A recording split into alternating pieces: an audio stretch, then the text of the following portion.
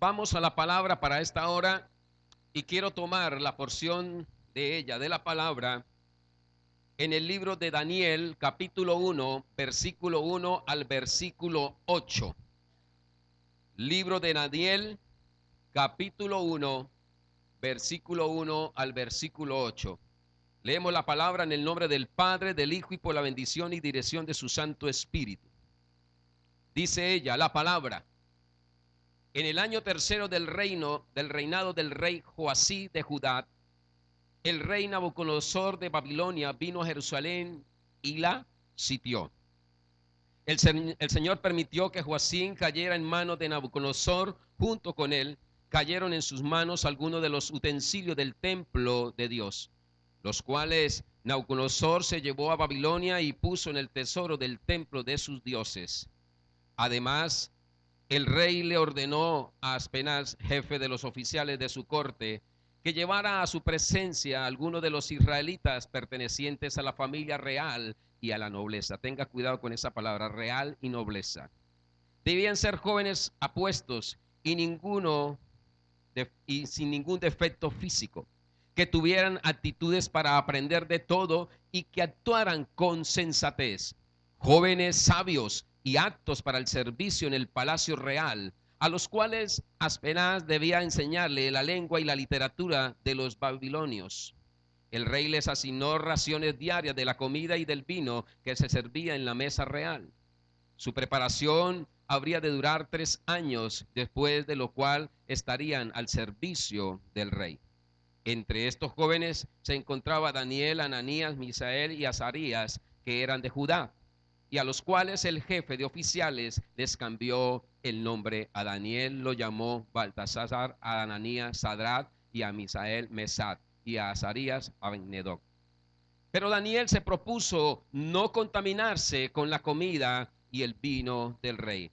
Así que le pidió al jefe de los oficiales que no lo obligara a contaminarse. Padre, en tu nombre hemos leído tu palabra y pido para que en estos minutos que tú me das el privilegio y la honra de poderle exponer a tu pueblo, sea la presencia de tu Espíritu Santo rearguyendo, aclarando, dando, Señor, una certeza absoluta de que ella es viva y eficaz en medio de su pueblo. Pido para que en estos minutos toda distracción, toda pereza, toda apatía que quiera venir a tocar nuestro cuerpo, nuestra mente y nuestro espíritu sea quitado en el nombre de Cristo Jesús, y que podamos recibir tu palabra como esa fuente de agua viva para poder ser testimonios de ella. Ahora y para siempre te lo pido a ti, Señor, en el nombre precioso de tu Hijo amado Jesús. Amén y amén. He titulado la enseñanza Desechando toda cautividad. ¿Cómo es el nombre? Desechando toda cautividad. Cuando hablamos de cautiverio, podemos hablar de prisión, podemos hablar de cárcel. Cuando hablamos de cautividad, hablamos de castigo, hablamos de soledad, pero también hablamos de que el corazón de esta persona que está cautiva no tiene gozo, no tiene alegría, no tiene paz, desde luego por la cautividad. Pero también hablamos de esta persona donde puede alojar tristeza, tormento, aflicción y una forma de desahuciar ya su vida casi para un exterminio de muerte. Moralmente cae la persona y cae y es enterrada en un cautiverio sin salida. Desde luego, hablándolo de un mundo espiritual por el pecado que está en su interior. Vemos la escritura que acabo de contemplar, muy conocida, muy leída y muy expuesta muchas veces por los predicadores, más que todo expuesta para los jóvenes, pero en esta noche lo quiero dar a la iglesia, al conglomerado que está reunido para la cena del Señor. Y vemos cómo el pueblo de Israel, al cual menciona la escritura, es sacado de su tierra, es sacado de su entorno, es sacado de sus familiares, es sacado de su cultura, es sacado de su idioma, es sacado de muchas cosas que eran arraigadas en ellos ya. y que era parte de la evidencia de su vida diaria. Ahora están rumbo al exilio babilónico, están rumbo a la cautividad babilónica dirigida por este rey Nabucodonosor. ¿Y qué pasa? Dice la escritura que el mismo rey ordenó que fueran y trajeran las familias reales y de la nobleza. No estaba buscando cualquier simpatizante para que estuviera en el palacio. El rey sabía que estaba al frente de una nación grande, poderosa, que de por sí había pasado ya un tiempo de reino con Saúl, con David y con su hijo Salomón, cada uno ejercitando esta función de reino por 40 años, para un total de 120 años de gloria del pueblo de Israel. Después que muere Salomón, viene el reino dividido que ustedes conocen, los del norte y los del sur, pero en ese momento todo lo que era una bonanza comienza a deteriorarse en una cautividad espiritual. Comenzaron a adorar a los ídolos, comenzaron a pelearse y a matarse entre ellos mismos, comenzaron a tener divisiones, cada uno formaba a su rey, cada uno formaba a su tropa, y en esta angustia de buscar la posición de más eminencia, llega la forma de la cautividad una vez más. Habían pasado muchos años de gloria, ahora van una vez más al cautiverio. Y entre esto que estoy hablando, aparece este muchacho llamado Daniel. Posiblemente no era cualquier Daniel, era un muchacho que venía de una eminencia de familia. De por sí dicen los historiadores bíblicos que su familia desaparece y es traído con sus amigos que están reposando allí en la escritura y llegan a la cautividad. Llegan al momento más crítico de sus vidas. Pero quiero resaltar el versículo 8, que es al que voy a hacer tantico énfasis para la enseñanza. Dice, pero Daniel se propuso no contaminarse con la comida y el vino del rey. Ojo, porque estamos mirando a un Daniel que entra a la cautividad.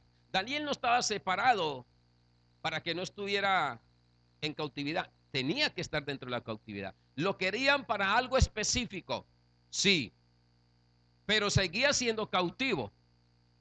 Por eso titulaba la enseñanza Desechando toda cautividad. Daniel está metido ahora en el exilio. Daniel va rumbo a la cautividad. No es una mentira, es una realidad que la Biblia está hablando. Pero me encanta porque este muchacho con sus amigos toma una decisión radical de vida, aún en el peor momento de la situación de su casa, de su pueblo y de su vida privada. No contaminarse con la comida ni el vino del rey. Wow, yo me pregunto cómo se puede hacer eso. ¿Cómo se hace para no contaminarse en un cautiverio? Dígame, ¿cómo se hace? Yo me puse a mirar el texto.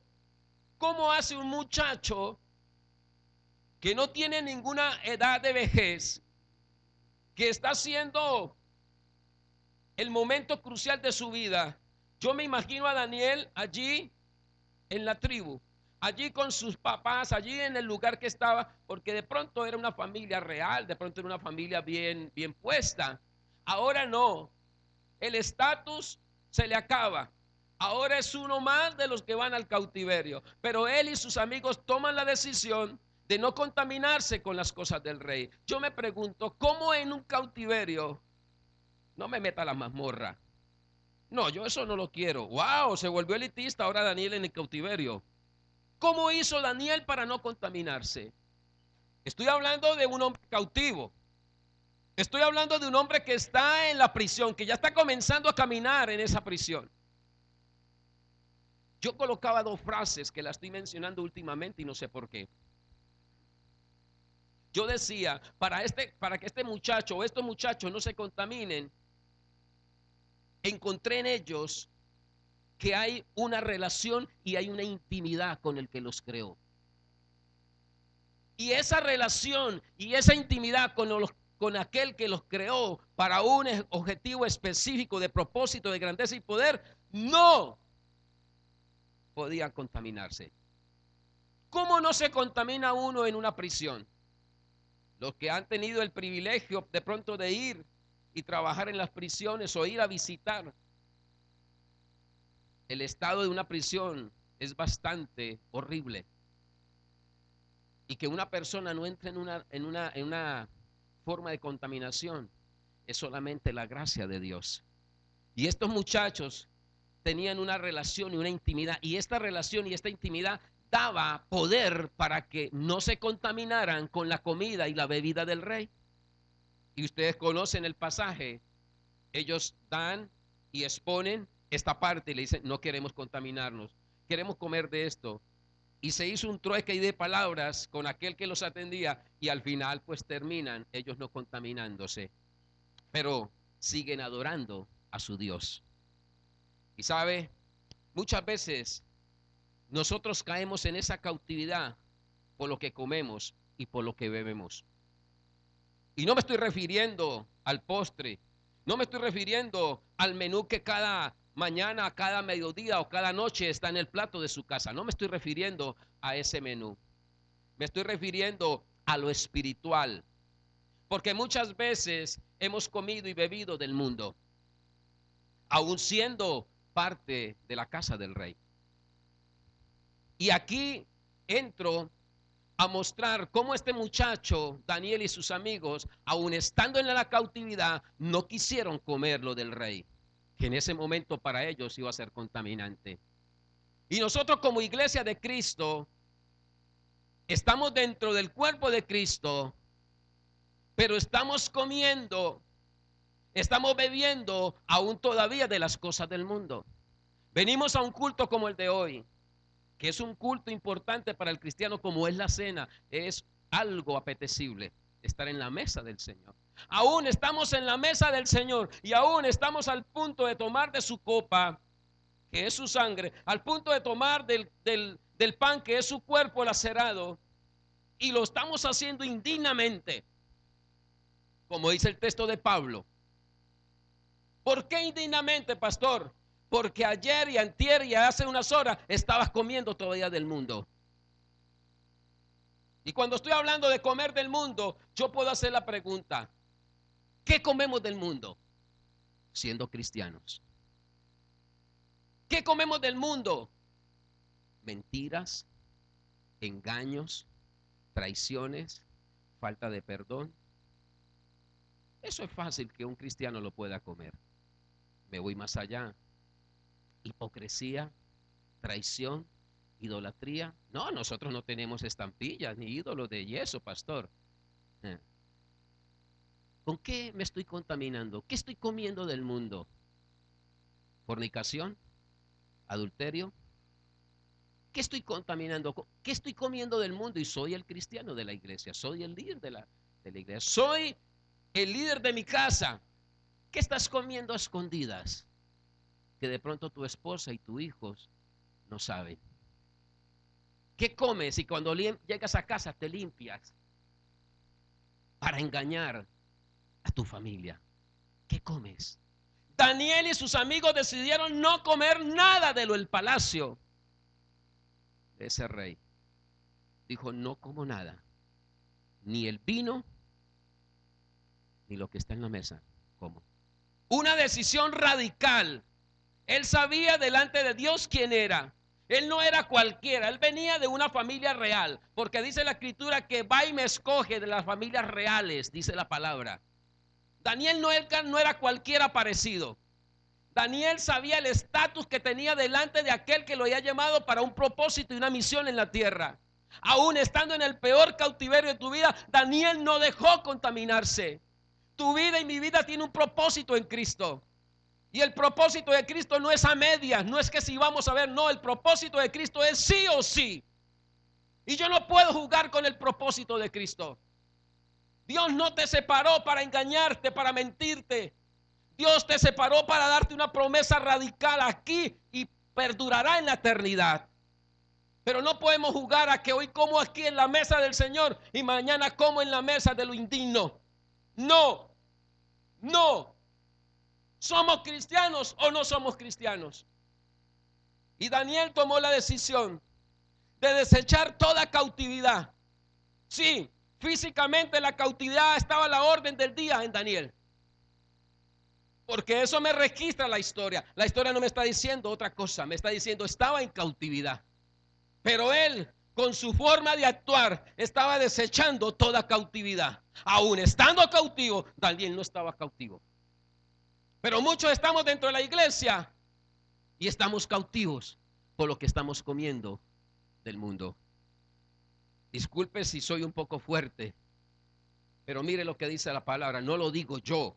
Primera de Juan, capítulo 2, versículo 15 al 17, por favor. Mire lo que dice la palabra. No amen al mundo, ni nada de lo que hay en él. Si alguien ama al mundo, no tiene el amor del Padre. Seguimos, por favor. Porque nada de lo que hay en el mundo, los malos deseos del cuerpo, la codicia de los ojos y la arrogancia de la vida, proviene del Padre, sino ¿de dónde? Del mundo. El mundo se acaba con sus malos deseos, pero el que hace la voluntad de Dios permanece para siempre. Tú no eres ya del mundo. Vive en el mundo, pero no para el mundo. Vives para Cristo, porque Él te pagó con un precio muy alto, con un precio de muerte y de sangre en la cruz. Si tú no valoras eso, déjeme decirle, apaguemos esto y vámonos. Porque Dios lo que hizo hace más de 2000 años en una cruz fue pagar un precio muy alto. Trajo a su Hijo a la tierra. Él se hizo carne y el Verbo se hizo carne y habitó entre vosotros. ¿Para qué habitó entre vosotros? ¿Para jugar al carne y el sello? No. Para que tú tomaras una decisión como lo que hicieron estos muchachos, tomar una decisión radical de vida, de cambiar un proyecto de día de muerte como estaba en las manos de Satanás y cambiarlo a un proyecto de vida eterna con Cristo. Pero no puedo ponerme a jugar. Soy o soy.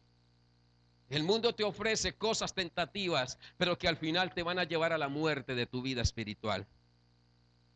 Pero para que esto suceda, debo tener una relación y una intimidad muy estrecha con Dios, y de esta manera vamos a evitar estar en la cautividad. ¿Sabe qué? La mayor parte de gente que yo he podido conocer cautiva está dentro de la misma iglesia. Cuando tú miras la iglesia de Cristo, es una iglesia cautiva. De pronto no se hace ese pecado tan fervoroso que hacíamos en el mundo, pero se siguen haciendo aquellos pecados que pensamos que no son, pero son delante de Dios. Y esto te va a traer cautividad a tu vida. Daniel entendió los tiempos del cautiverio. ¿Y sabe qué? Iba a enfrentar una batalla. Él sabía que iba a enfrentar una batalla. Y para poder enfrentar esa batalla de la cautividad que está a la orden del día, tenemos que tener una relación, tenemos que tener una intimidad con el mismo Dios. Iglesia del Señor, el Señor sigue hablando por muchos corazones que todavía siguen cautivos, por muchos corazones que siguen viviendo una doble moral de vida. Por eso el Señor sigue hablando a la iglesia. En el corazón muchos han dejado a Dios a un lado. Han dejado a Dios para dedicarse al deleite del mundo y el deleite de los hombres. Qué triste ver esta escena. Aún con la misma iglesia. Jeremías me lo expone en su capítulo 17, versículo 6 y versículo 6, 5, 6 de Jeremías. Así dice el Señor: maldito el hombre que confía en el hombre. Maldito el que se apoya en su propia fuerza y aparta su corazón del Señor. Será como una zarza en el desierto, no se dará cuenta cuando llegue el bien, y morará en la sequedad del desierto y en tierra de sal donde nadie habita.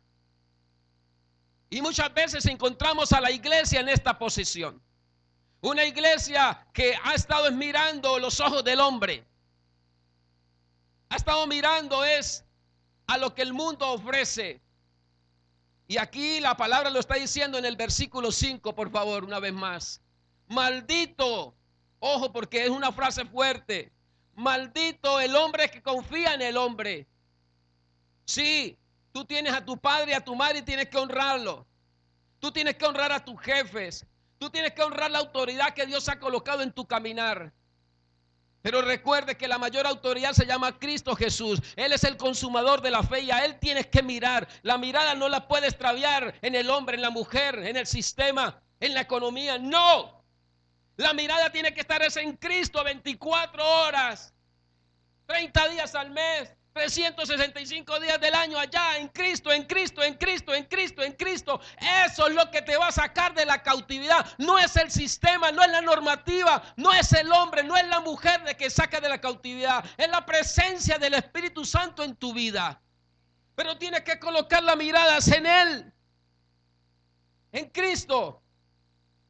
Tu vida va a ser diferente. No te voy a quitar los tropiezos. No te voy a quitar de pronto los obstáculos que pueda tener tu vida. Pero Él pelea por ti. Él pelea por tu casa. Él pelea por tu salud. Él pelea por tu economía. Él pelea por todo. Porque te ha amado antes de la creación del mundo. Y es un Dios verdadero. Es un Dios que lo que promete lo cumple. Y vengo diciendo algo y anoche coloqué esta frase y la voy a decir ahora. Los principios, la intimidad y la relación con Dios no se negocia. No se negocia. Por eso es que fácilmente caemos en la cautividad. Porque queremos negociar lo de Dios.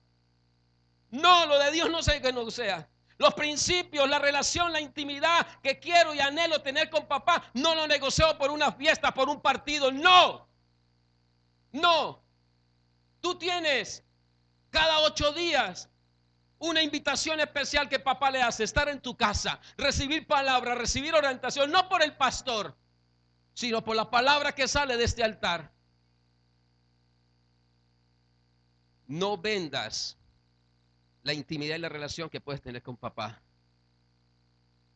Y el problema es que la iglesia está vendiendo los principios, los está negociando, está llevándose a un trueque. Los principios, la relación, la intimidad con papá no se vende, no se intercambia por nada del mundo. Y me da tristeza decirlo de verdad, ver cómo líderes formados, orientados, cimentados en la palabra por años, venden su promesa por un plato de lentejas. Triste, me da tristeza de verdad. Eso conmueve mi corazón. Ver cómo una iglesia por un plato de lentejas traiciona una invitación de papá. Por una cosa que mañana está en una letrina. Que mañana no va a estar en medio de ustedes. Y hacen un trueque para perder la intimidad con papá. Los principios de Dios no se pueden negociar. La intimidad con Dios no se puede negociar. La relación con papá no se puede negociar. Él es y Él será por toda una eternidad tu Padre. Él fue el que te sacó del lodo cenagoso. No fue el hombre, no fue la mujer, no fue el sistema. Fue tu Padre que te llamó para que sea una persona grande. No venda eso. No lo venda por el amor de Dios. No lo venda. Porque al venderlo vas a caer en la cautividad. No te garantiza que venga y te sientes un domingo en una silla cuando estás vendiendo la intimidad y la relación de tu padre por un plato de lentejas. No lo haga, porque vas a caer en la cautividad y no te vas a dar cuenta. Y cuando estés ahí, vas a mirar que estás en un lodo cenagoso que casi que va a ser imposible poder salir. Porque papá habló. Maldito el hombre que coloca la mirada en el hombre. Maldito. No está diciendo una frase hermosa, es una frase que duele, pero es una frase que es real. Jeremías nos habla en el versículo de capítulo 17, versículo 8. ¿Qué pasa cuando confiamos en Dios? Ahora viene la contrapuesta, la versión diferente. ¿Qué pasa cuando confiamos en el Señor? 7, por favor. Versículo 7 primero dice: bendito el hombre que confía en el Señor y pone su confianza ¿dónde? En Él, en Dios. Será como árbol ¿qué? plantado junto al agua que extiende sus raíces hacia la corriente. No teme que llegue el calor y sus hojas están siempre verdes. En épocas de sequía no se angustia y nunca deja de dar fruto. No importa el cautiverio si llega, que llegue el cautiverio. Si tú estás enraizado en Cristo, no importa la cautividad, no importa el desierto, no importa la enfermedad, no importa el dolor, no importa nada, porque yo estoy enraizado. Es en la fuente eterna que se llama Cristo Jesús. Dale un fuerte aplauso al que vive. Él es por toda una eternidad. Él es. Daniel lo entendió. Fue muy claro Daniel. No quiero contaminarme con la comida y el vino del rey. Así que le pidió al jefe de oficiales que no lo obligara a contaminarse. Estaba tomando una decisión radical de vida este muchacho con sus amigos. Pero nótase lo que dice, hablando de lo que estoy allí como connotación de la enseñanza, versículo 17 de Daniel capítulo 1. Mire, cuando tú obedeces a la palabra, dice, a estos 4 jóvenes Dios los dotó de sabiduría. ¿De qué? De inteligencia para entender toda clase de literatura y de ciencia. Además, Daniel podía entender toda, aleluya, ¿y qué? Y todo sueño. La iglesia no visiona. La iglesia le cuesta soñar y anhelar, porque le queda hasta aquí la visión y el sueño, no pasa de aquí. ¿Por qué? Porque no se aprende a obedecer, no se aprende a tener la intimidad y la relación con el Padre de la gloria. Este muchacho, aunque estaba en una cautividad babilónica, entendió que aunque estaba cautivo, su cuerpo, su alma y su espíritu no tenía cautividad. Y tanto fue que el rey, mire cómo lo mira, Dios colocó gracia sobre ellos. Y este hombre tenía y podía ver visión y podía poder tener sueños. Los podía tener en revelación. La iglesia necesita llegar a ese nivel de estar en esa normativa de dimensión. Y quiero mencionar algunas causas que me pueden llevar a la cautividad, pero también las que me pueden sacar de esta dicha aflicción. Y antes de hacerlo, hay una historia bíblica que me causó bastante la atención y está en el libro de Reyes, en el segundo libro de Reyes. Por favor, vamos un momentico allí. Capítulo 25, versículo 1 al 6. Es una historia en la Reina Valera, mire cómo está. Y quiero que la tenga en cuenta. Segundo libro de Reyes, capítulo 25, versículo 1. Y vamos a leerlo rápidamente porque es bastante interesante la historia para darle connotación a la enseñanza de esta noche. Sedequías, que dice la palabra, Sedequías se rebeló contra el rey de Babilonia. En el año 9 del reino de Sedequías, a los 10 días del mes 10, Nabucodonosor, rey de Babilonia, marchó con todo su ejército y atacó a Jerusalén. Acampó frente a la ciudad y construyó una rampa de asalto a su alrededor. Estamos leyendo la Reina Valera porque allí encontré algo que quiero explicar a continuación. Dice el versículo 2, y estuvo la ciudad sitiada hasta el año 11 del rey Sedequías. A los 9 días del cuarto mes prevaleció el hambre en la ciudad hasta que no hubo pan para el pueblo de la tierra. Ojo con ese texto. Abierta ya una brecha en el muro de la ciudad, huyeron de noche todos los hombres de guerra por el camino de la puerta que estaba entre los 2 muros, junto a los huertos del rey, estando los caldeos alrededor de la ciudad, y el rey se fue por el camino de Arabat.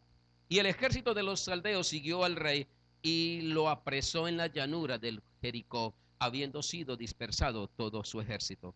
Preso pues el rey, le trajeron al rey de Babilonia en Ribla y pronunciaron contra él sentencia.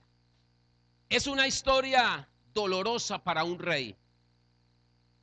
Va a entrar al cautiverio. Está a las puertas de la cautividad. Dice el rey Nabucodonosor, allí en el primer versículo que estuve leyendo, dice que edificó, ¿qué? Torres, dice la palabra. Levantó torres. ¿Levantó torres contra qué? alrededor de las murallas. Quiere decir que lo sitió. Cuando hablamos de sitiar es que no me dejan mover para ningún lado y me tengo que quedar ahí. Y lo poco o mucho que tengo con el tiempo lo voy a consumir y se va a acabar. En pocas palabras, el rey le hizo una sitiada alrededor de la ciudad y dijo, no le tiren nada, esos tarde que temprano van a salir y cuando salgamos los vamos a agarrar. La historia está narrando esto, pero ¿qué pasa o qué significa eso de que dice la palabra que él levantó torres contra ellos alrededor? Muchas veces su vida y mi vida va a tener torres que se van a levantar. Van a haber momentos en que tu vida y mi vida va a ser sitiada por las cosas del enemigo que va a venir a colocar. Van a levantar de pronto para que sintamos opresión, para que sintamos miedo, pánico. Y vas a tener que tomar decisiones. ¿Me muero o me salgo? Pero esa decisión tienes que tomarla en Cristo. La palabra del apóstol Pedro en la primera carta, en el capítulo 5, versículo 8, habla de Satanás, de aquel que levanta torres en medio de su pueblo de Dios. Y mire lo que dice la palabra: practiquen el dominio propio y manténganse ¿qué? Alerta. Su enemigo el diablo ronda como león rugiente buscando a quien devorar. Este rey Nabucodonosor estaba como león rugiente para devorar al pueblo de Israel. Lo sitió, levantó allí las torres y estaba listo para cazar la presa. ¿Qué pasa cuando eso está en tu vida? ¿Qué pasa cuando el enemigo viene y le sitia tu casa, tu vida, tu empresa, tu economía, tus emociones, tu vida espiritual? ¿Qué pasa? Este rey que está hablando la historia fue un rey que fue sitiado. Hoy estoy hablando con los reyes de esta casa y las reinas de esta casa. De pronto tu vida y mi vida ha estado sitiada. ¿Qué hacemos cuando eso pasa? Cuando la casa está sitiada. El momento busca el enemigo para que cuando venga ese momento donde se acaba la comida pueda ser atacado. Dice el versículo 3 y el versículo 4, dice que a los 9 días del cuarto mes prevaleció el hambre en la ciudad hasta que no hubo pan para que el pueblo de la tierra comiera. Se acabó. ¿Qué pasa cuando a un cristiano se le acaba la palabra? Recuerde que el pan aquí para ti, para mí, ¿qué es? La palabra. Yo puedo estar sitiado desde la cabeza hasta la punta del dedo gordo del pie, pero si en mí hay palabra, no hay sitio, no hay muralla que se levante y que me pueda entrar a hacerme tropiezos en mi casa. Porque la palabra es la que me da lo explosivo para salir. La palabra es la que hace tumbar murallas. La palabra es la que hace tumbar todo sitio que quiera colocar Satanás en mi vida. Aquí lo que me está contando esta historia es que el rey Nabucodonosor levantó murallas, sitió a Jerusalén, sitió al rey con toda su gente, que dice que al 9º mes se le acaba la comida, no hay que comer. ¿Y qué pasa en el versículo 4, por favor? Dice que vieron allí abierta ya una brecha en el muro. ¡Wow! ¿Cuántas brechas ha dejado abiertas? ¿Cuántas brechas ha dejado abiertas para que tus hijos entren al cautiverio, papá? ¿Cuántas brechas está dejando abierta cada día, cada mañana, en cada momento? Este rey estaba trincherado. El rey Nabucodonosor colocó torres, sitió y dijo: no, tranquilo, ellos salen de ahí.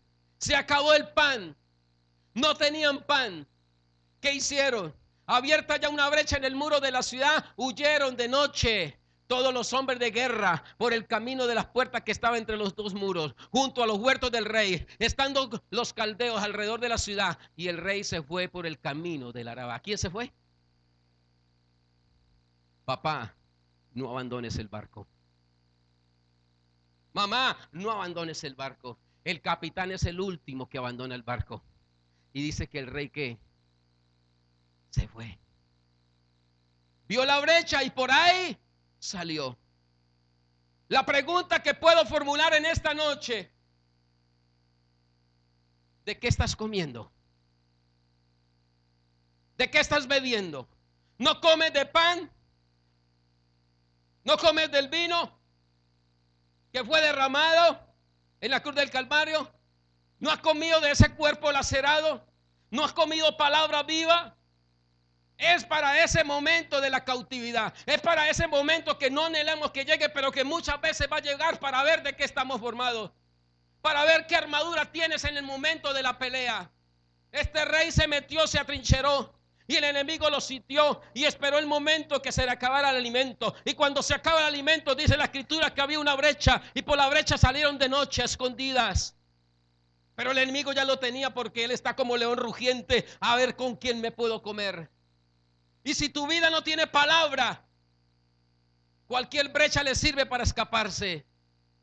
Por eso la iglesia está a diario en una cautividad, porque la iglesia no quiere consumir palabra, quiere consumir fábulas, quiere consumir facilismo, quiere consumir cosas efímeras que hoy están aquí y mañana no van a estar. Lo único que prevalece es la palabra de Cristo en tu corazón. Cuando tú la dejas hospedar en ella, ella te revoluciona, ella te cambia y ella te hace que aún en el exilio, en la cautividad, tu vida tenga libertad.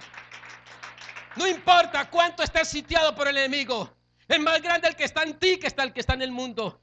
Pero tienes que tener palabra para ese momento. Yo me imagino que si este rey se para en la brecha y dice no y comienza a sacar palabra que yo sé que tenía porque era el pueblo de Dios.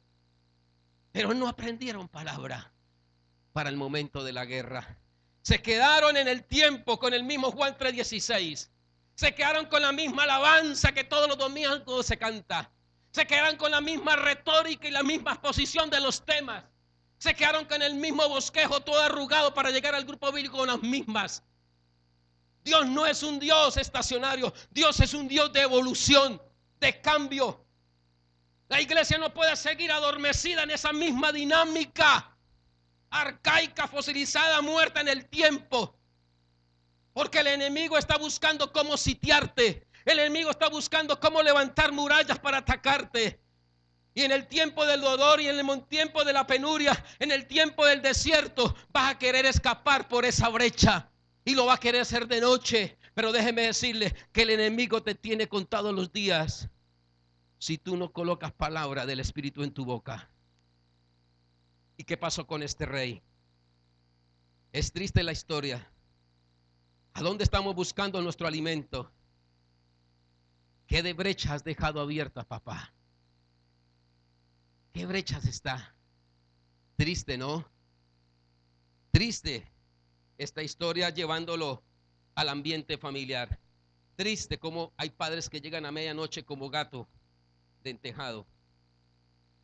Que los hijos no vean que yo estaba buscando comida en el mundo. Triste. Esto es una realidad que vivimos en la iglesia. Esto no es de allá afuera, esto está aquí. ¿Y qué pasa cuando nosotros hacemos esto? Cuando tú desvías, cuando tú descuidas tu lugar que Dios te dio y busca alimento donde no es, estás a las puertas de dejar para asesinar a tu generación. Estás a las puertas de abrir una brecha grande para que el enemigo venga y te destruya a ti y a tu generación y que tu vida sea llevada a una cautividad. Si no, miremos el versículo 7, lo que dice la escritura, lo que dice la historia. Degollaron a los hijos del rey de Ezequías. ¿Qué hicieron? Los degollaron. Por esa brecha que abrieron se metieron. En presencia suya, triste que te maten un hijo de frente, ¿verdad? Por dejar brechas abiertas, por jugar con la gloria de Dios. En presencia suya, y a Ezequías le sacaron los ojos y atado con cadenas lo llevaron a Babilonia. Se fue a la cautividad sin hijos. Los hijos, él mismo los mató por su condición. Nosotros como padres tenemos que tener palabra en nuestra boca. Por eso los domingos paso aquí los niños, para que tú como padre ore por ellos. Yo sé que tú oraste en la mañana, tú los bendijo en la mañana, los bendijo en el mediodía. A toda hora bendígalos. No importa el momento, la hora y la distancia para bendecir. Bendiga a su hijo 24 horas al día. Porque eso es darle custodia, es darle cobertura de ángeles que acampen en ellos, para que vengan esos días malos y no puedan tocar la generación. Pero este rey salió a buscar comida a otro lado, vio la brecha abierta y por aquí paticas que más rápido me voy. ¿Y qué pasó? Lo capturaron y vinieron y mataron sus hijos delante de su presencia. ¿Sabes qué? Dios te dio una promesa. No te dejes matar la promesa que Dios te dio. Decía la semana antepasada, no dejes matar a tu Isaac. Si Dios te dijo, aquí, quédate aquí, no te muevas. Porque cuando tú te mueves a la izquierda, a la derecha, adelante, atrás, en tu voluntad, estás matando a tu Isaac, estás matando a tu promesa. Ese reino se tenía que mover. El rey tenía que estar ahí declarando que palabra, palabra, palabra. ¿Qué hizo Josué para tumbar las murallas de Jericó? ¿Lanzó? ¿Peleó? No. Palabra, palabra, palabra, palabra, hasta que las murallas de Jericó, ¿qué? ¡Pah! Cayeron. Es la palabra. ¿Estaba sitiado? Este rey sí, no es mentiras. Pero dice que sintió hambre. Dice que la comida escaseó. Y la brecha que vieron por aquí que más rápido. Y lo capturaron en esa travesía. Lo trajeron a su reino. Mataron a sus hijos delante de él. Y después le sacaron los ojos y lo llevaron a la cautividad babilónica. Muchos de nosotros estamos pasando por esto. Pero que sea la noche y la ocasión donde tú digas, Señor, perdóneme si no ha habido palabra en mis labios para mis hijos y para mi vida, para mi casa, para mi economía y para mi vida.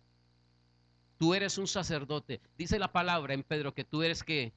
Real sacerdocio, nación santa, pueblo adquirido por Dios. Tú tienes ADN de realeza, no de pordiosero. Y la iglesia tiene que creerse ese cuento. A ti te corre sangre azul. Una mel pobre. A ti te corre sangre azul. Sangre de reino. Tú eres un embajador de la gloria de Dios aquí en la tierra. Tú tienes credencial del reino de Dios para que seas tú la persona que invoque el nombre que es sobre todo nombre y se cumpla la misión a la cual fue invocado. Pero cuando llegue el momento del atrincheramiento, cuando llegue el momento donde coloquen a su casa en estos momentos difíciles, es cuando tienes que sacar como rey y como sacerdote que eres, sacar palabra. No salgas por la puerta de atrás a escondidas, porque tus hijos serán asesinados. No sea partícipe de la muerte de tus hijos, porque Dios te va a pedir cuentas, Padre, por lo que tus hijos hagan. Qué triste ver que un hijo muere espiritual, emocional, sentimental y aún físicamente, porque los padres dejaron brechas abiertas. No deje que la cautividad entre a tu casa. Dice la palabra que Él se llevó ¿qué? Toda cautividad, todo pecado, todo quedó ¿qué? Colgado ¿a dónde? En la cruz del Calvario, para que tú y yo y tu casa y mi casa seamos libres. ¿Y qué dice Josué? Mi casa y yo le serviremos al Señor. Dale un fuerte aplauso al Rey.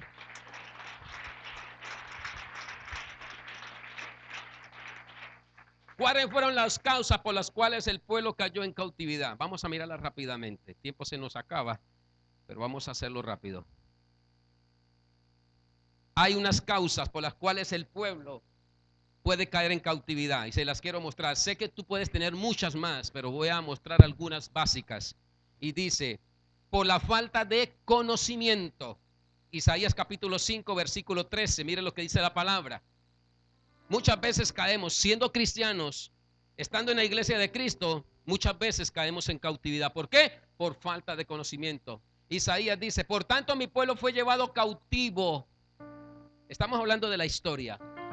Porque no tuvo conocimiento y su gloria pereció de hambre y su multitud se secó de sed. Pero ¿qué me dice Oseas capítulo 4, versículo 6, que es muy conocido, pero lo traigo a colación para el momento? Oseas dice, mi pueblo fue destruido. ¿Por qué? Le faltó conocimiento. Por cuanto desechaste el conocimiento, yo te echaré del sacerdocio. Ojo, papá. Ojo, rey de la casa. Por cuanto desechaste el conocimiento, ¿para qué voy al culto? ¿Para qué leo la palabra? ¿Para qué voy al ayuno? ¿Para qué? Ojo, papá. ¿Qué dice? Por cuanto desechaste el conocimiento, yo te echaré del sacerdocio. Y porque olvidaste la ley de tu Dios, también yo me olvidaré de tus hijos. Uy, tremendo. Tremendo como padres que somos, como sacerdotes que somos. Dejamos esa brecha abierta para que el devorador venga y dañe una generación. Qué bonito, ¿no? Sería que cuando no existiéramos en esta tierra como padres, los hijos puedan ver una tumba y decir: aquí hay un héroe. Y en el momento que fabriquen su lápida, escriban un epitafio: aquí está enterrado un hombre forzado y valiente que se paró en la brecha para pelear por mi vida.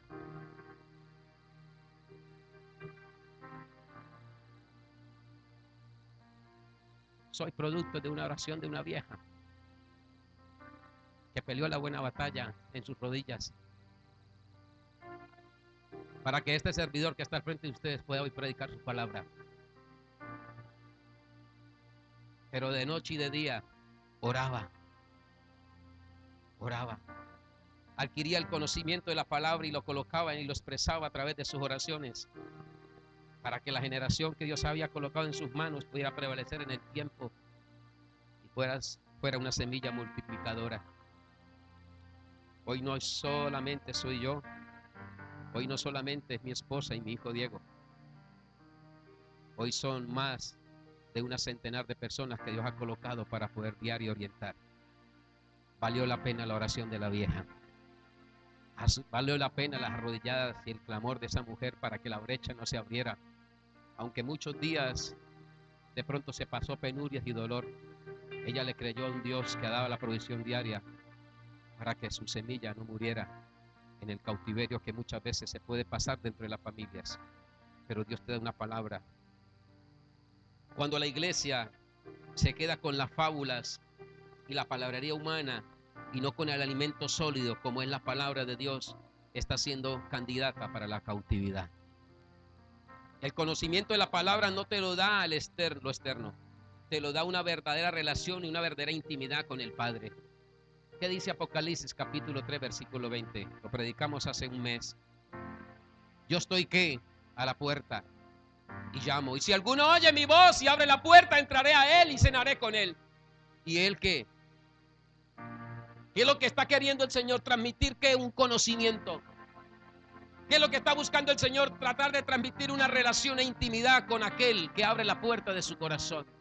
Esa intimidad y esa relación que puedes tener a través del conocimiento de la palabra, ahora ella conjugada en una sola frase, te da revelación de la palabra.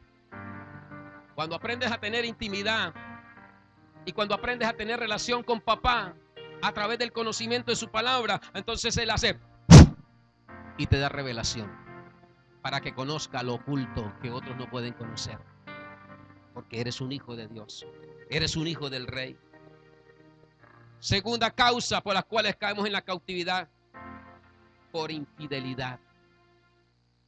Por infidelidad caemos en cautividad. Ezequiel capítulo 39 versículo 23, por favor. Dice la escritura en el capítulo 39 y 23: y sabrán las naciones que el pueblo de Israel fue al exilio. Seguimos hablando de la historia. Por causa de sus iniquidades y porque no fueron ¿qué? Porque fueron ¿qué? Infieles. Por eso les di la espalda y los entregué en manos de sus enemigos, y todos ellos cayeron a filo de ¿qué? De espada. Una infidelidad adormece el corazón y te convierte en una persona fría, insensible. La infidelidad es algo que va lento pero seguro a una muerte espiritual. Hablando de la infidelidad del matrimonio, no entra haciendo bombos y platillos de la noche a la mañana. Entra con una mirada, con una seducción mental, con una palabra. Pero a medida que va pasando el tiempo, esa palabra, esa mirada, todo aquello que posiblemente es el preámbulo para una muerte espiritual, se va volviendo en una bolita de nieve que crece y que al final causa una infidelidad a la casa. Y esa infidelidad que está causando abre la brecha para que venga el devorador y te mate a tus hijos.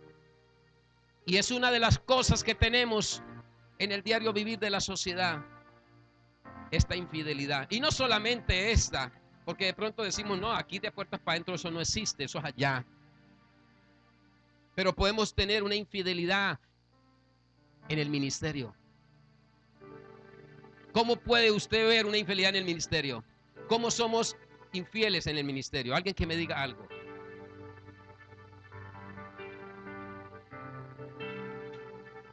¿Qué pasa cuando hay un privilegio y no lo aceptamos, o lo aceptamos y lo hacemos a medias? Lo dejamos abandonado. Ese matrimonio que Dios quería hacer contigo, tú lo traicionas dejándolo botado. Eres infiel a Dios. Pero Dios levanta otro. Pero ¿quién queda con la cautividad? El que fue infiel. El que fue infiel. Esta palabra, esta frase, el pueblo de Israel dice que fueron infieles al rey. Fueron infieles a Dios. Y es uno de los causantes, no solo la falta de conocimiento. El problema es que cuando llega la falta de conocimiento, caemos fácilmente por no tener un conocimiento vasto de ella, de la palabra, caemos en una infidelidad. Y no solamente caemos en una infidelidad. Mire la tercera causa. Eso te va a traer dureza de corazón. Automática la persona se bloquea. Lamentaciones capítulo 1 versículo 3 dice la palabra: Judá, estamos hablando del pueblo de Israel. Judá ha ido en cautiverio otra vez a causa de la aflicción y de la dura servidumbre. ¿Qué está hablando ahí? De la dureza del corazón. No aceptó que estaba en pecado, no aceptó que había abierto brecha, no aceptó. Y eso hace que su corazón se ponga como corazón de piedra. Ella habitó entre las naciones y no halló descanso.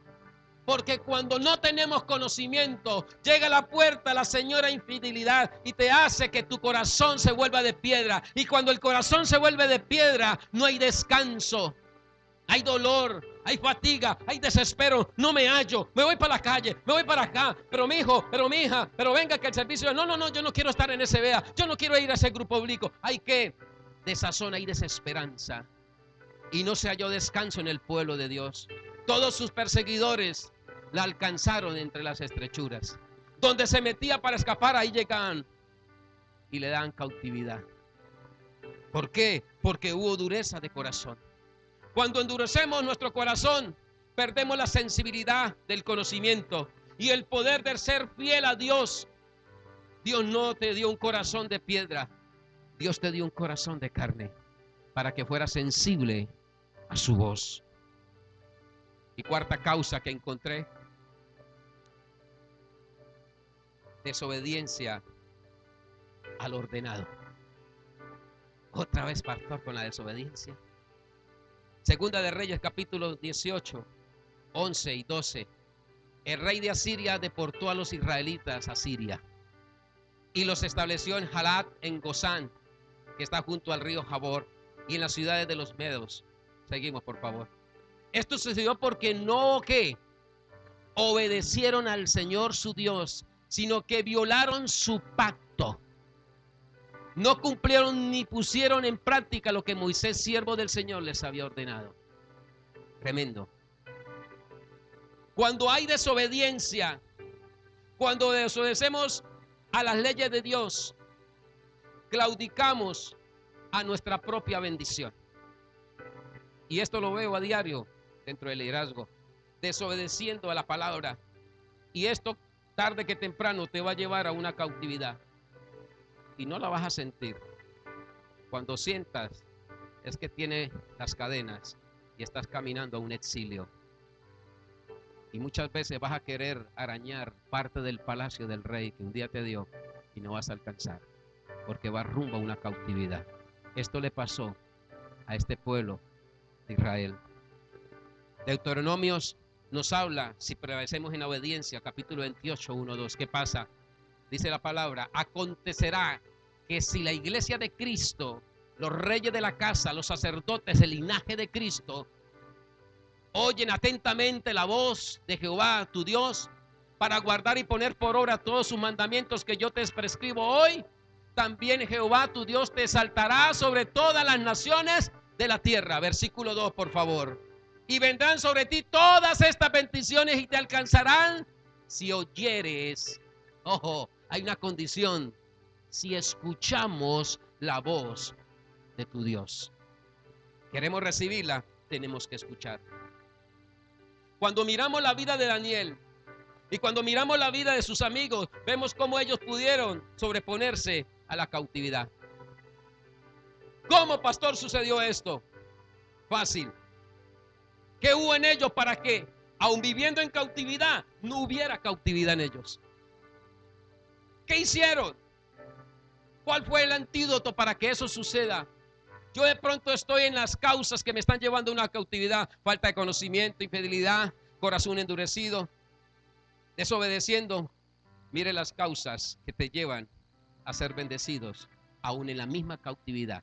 Primera, encontramos en Daniel, en el capítulo 6, versículo 4, que había en él fidelidad a Dios. Uno de los causantes para que no entre la cautividad a tu vida es que tiene que haber fidelidad. Daniel en el capítulo 6, versículo 4, habla de esto. Dice la historia de Daniel: entonces los gobernadores y sátrapas buscaban ocasión para acusar a Daniel en la relacionado al reino, mas no podían hallar ocasión alguna o falta, porque era que él era fiel y ningún vicio